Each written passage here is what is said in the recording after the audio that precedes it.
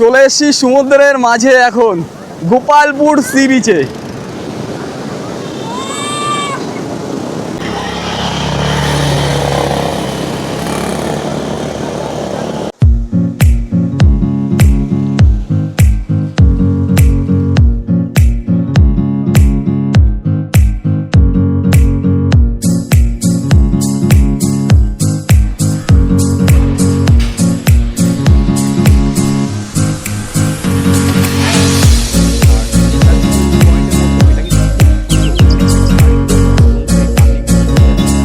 বন্ধুরা নমস্কার, good morning সবাইকে। আজ আমাদের দারিংবাড়ির তৃতীয় দিন। আজ আমরা দারিংবাড়ি থেকে 100 কিলোমিটার পার করে চলে এলাম খাসাদা ওয়াটারফলসে। আজ আমরা চলে এলাম এখানে, তো জলটা সম্পূর্ণ ঘোলা রয়েছে এখানে, আর সামনে রয়েছে বিশাল বড় এক পাহাড়, আর এই পাশে রয়েছে মন্দির, আর এই পাশে রয়েছে ঝর্ণা।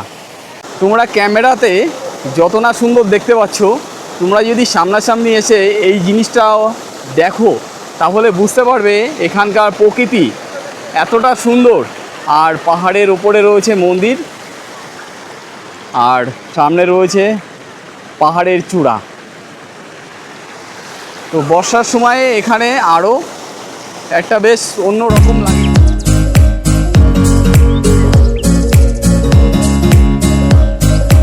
ওয়াটারফলস দেখে আমরা যাব এখন জিরাং মনিস্ট্রিতে।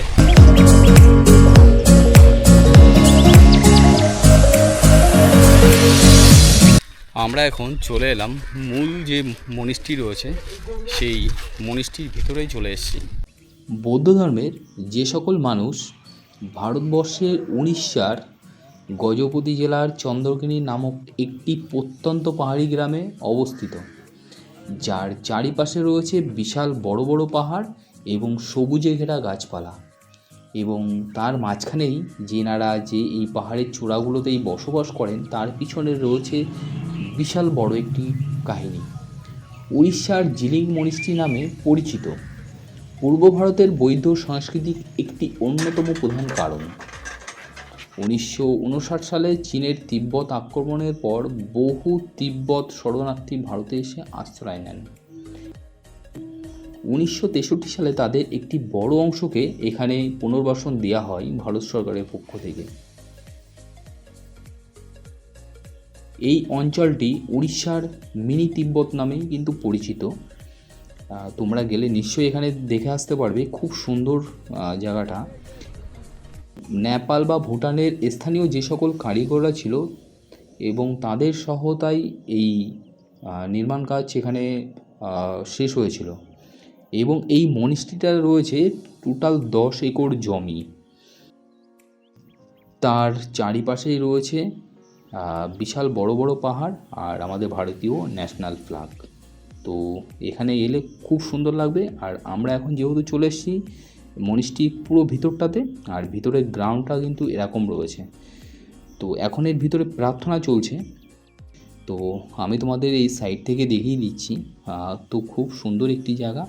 এখানে মানে ফোন থেকে তোমরা ভিডিও করতে পারবে, কিন্তু ক্যামেরা দিয়ে ভিডিও করলে তোমাদের কিন্তু 200 টাকা এক্সট্রা চার্জ দিতেই হবে। আমরা ওখান থেকে বেরিয়ে যাচ্ছি আর একটা জায়গাতে। তো এই মনিস্ট্রির দেখো চারিপাশটাতেই এইভাবে রয়েছে শুধু পাহাড় আর পাহাড়। তো মঠের ভেতরের দেয়ালগুলিতে এক ঐতিহ্যবাহী তিব্বত এবং ধর্মীয় চিত্রকলা দিয়ে কিন্তু সাজানো, এবং পর্যটকদের কাছে এটি একটি আকর্ষণীয় কিন্তু কেন্দ্রবিন্দু বলা যায়। এই অঞ্চলটি মিনি কাশ্মীর নামেও কিন্তু পরিচিত। তো এখানে তোমরা যদি অক্টোবর বা মার্চ মাসে তোমরা আসো তাহলে এখানকার মনোরম পরিবেশ কিন্তু তোমরা দারুণভাবে উপভোগ করতেই পারবে। এবং পর্যটকদের জন্য প্রতিদিন সকাল 8টা থেকে দুপুর 12:30 পর্যন্ত এবং বিকেল 2টো থেকে মোটামুটি 5টা পর্যন্ত এই মনিস্ট্রিটা খোলা থাকে। তো চাইলেই তোমরা কিন্তু এখানে এসে একবার ঘুরে যেতেই পারো, তোমাদের খুবই ভালো লাগবে।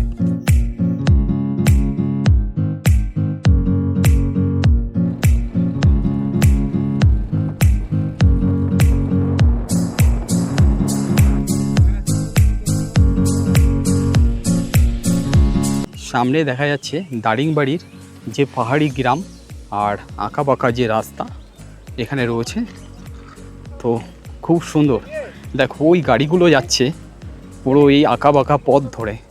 আর নেচার ভিউ পয়েন্টের মধ্যে এটা কিন্তু খুব সুন্দর। তো দেখো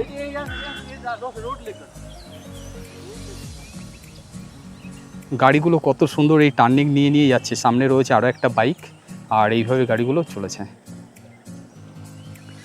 চারিদিকেই শুধু কুয়াশার মতন আচ্ছন্ন হয়ে রয়েছে।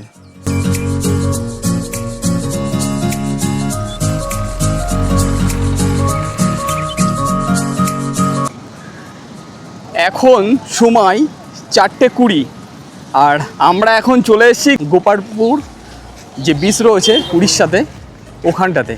তো আমাদের গাড়ি আগে পার্কিং করিনি, আমাদের গাড়িটা ওই পাশে রেখে দিয়েছি। আমাদের যেহেতু হোটেল বুক করা নেই, যদি এখানে সেইভাবে হোটেল বুক করতে পারি তাহলে আজকে রাত্রে ইচ্ছা আছে এই গোপালপুর থাকার।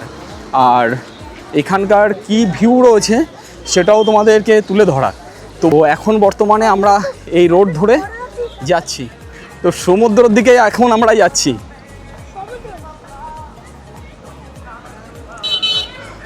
তো এখানে অসংখ্য পরিমাণে এখানে দোকানপাট রয়েছে আর সমুদ্রের ঠান্ডা হাওয়া, জলের যে একটা হাওয়া, সেই হাওয়াটা আমরা এখানে উপভোগ করতে পারছি।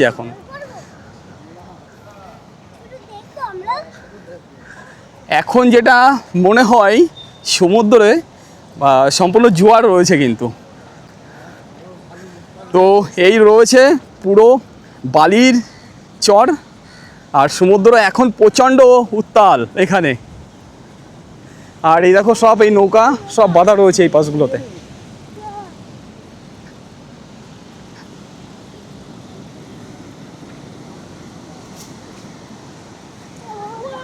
আর এখানে সবাই বসে স্নান করছে।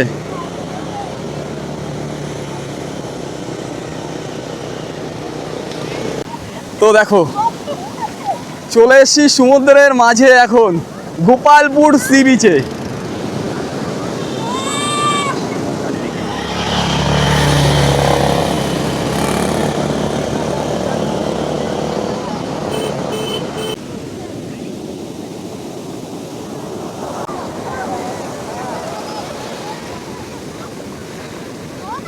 ওটা রয়েছে লাইট হাউস আর তার পাশে রয়েছে হোটেল এবং এখানে কিছু দোকানপাটও রয়েছে। তো তোমরা যারা চাও যে নিলিবিলি একটা পরিবেশে এসে কোলাহল থেকে একটু দূরে থাকবে, তো তোমরা এখানে কিন্তু আসতেই পারো। তো লাস্ট পর্যন্ত আমাদের সিদ্ধান্ত হলো যে আমরা চলে যাব সোজা পুরী। মানে আজ থেকে শুরু করে আগামীকাল এবং পরশু দুদিন সম্পূর্ণ পুরীর যে সাইট রয়েছে সেইগুলো আমরা ঘুরবো। তো তোমরা যদি চাও এখান থেকে তোমরা যারা আসবে এই সমস্ত যে দোকানপাটগুলো রয়েছে তোমরা কিন্তু এখান থেকে কেনাকাটা করতে পারো। দোকানগুলো এখন সবই বন্ধ ম্যাক্সিমাম। আমি আশা করি এখান থেকে পুরীর যতই কোলাহল থাকুক না কেন পুরী অনেক ভালো। তো তোমাদের মনের ইচ্ছা, তোমরা যদি চাও অবশ্যই তোমরা আসতে পারো, সেই বিষয়ে আমি তোমাদের না করবো না, তোমরা একবার এসে ঘুরে যাও। আমরা যেহেতু এখানে থাকছি না, তো এখানে আর যার জন্য হোটেলের রেটও আমরা শুনলাম না, তো হয়তো তোমরা ওই 800, 900, 1000-এর মধ্যে হোটেল পেয়ে যাবে। তো দেখা হচ্ছে আমাদের পুরীতে, যে তোমাদের সঙ্গে নিশ্চয়ই দেখা হবে।